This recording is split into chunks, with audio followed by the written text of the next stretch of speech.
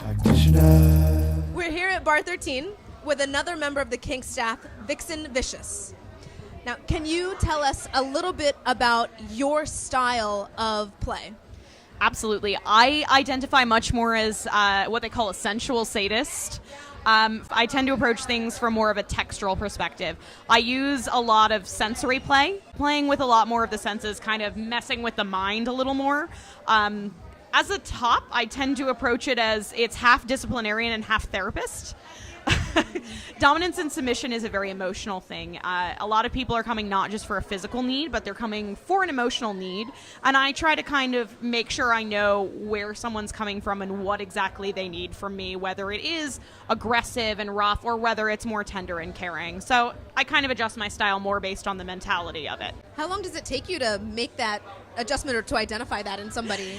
With a new submissive or a new bottom, it takes a little while. Depending on how openly communicative they are, it can take more than one session. Is someone allowed to play a dominant role with you here? I am a switch, but I'm extremely picky about who I will allow to top me in public. We have a few regulars who I trust implicitly to top me, but typically when I'm at work, I am a top. What do you get out of being a member of the Kink Staff? I'm a little bit of a sadist. So there's definitely, for me, there's just that kind of visceral, there's a joy that comes with inflicting pain. But it's also, I like taking care of people, and I do that here in that capacity. Those people who need that emotional top, or those people who just need to be released from their emotions for a while by use of pain. So it's, for me, it's both on the caretaker side and just because it's kind of fun to beat people. Vixen is now going to show us some of the implements that she uses here in her work. This is a standard cow leather flogger. This is a medium weight. This is a good short tail. So this is great for beginners, intermediate. What have we here? This is what is called a dragon tail. This one is also made of regular old cow leather. Single tails generally tend to be a little sharper because there's a thinner point of impact. This one can also be doubled over, used more as a strap. When I talk about using different textures, this is one of the things that I mean. It's not real barbed wire, I promise. It doesn't break skin unless you're swinging it really hard, but it gives a very different sensation than a standard flogger because it's not only a thinner point of impact, it has the barbs. So you're going to catch skin in a different way than you would with a flat surface. This is it's a polycarbonate cane.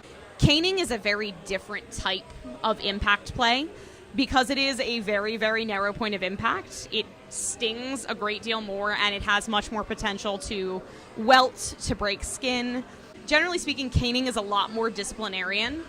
This is more of a punishment than a play. Typically speaking, because of the nature of it, you'll give them a number of strokes that they have to take with the cane, have them counted out. It's very, school marm.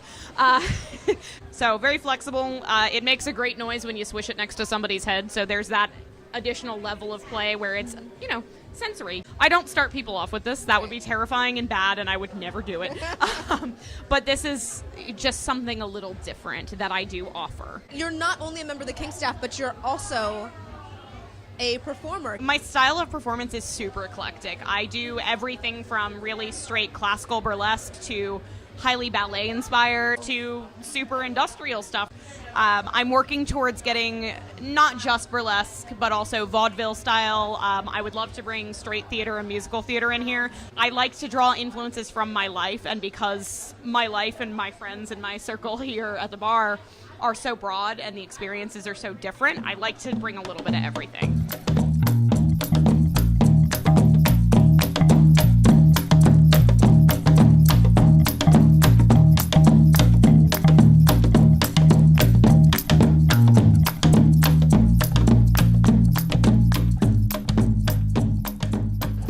Practitioners, more than a hobby.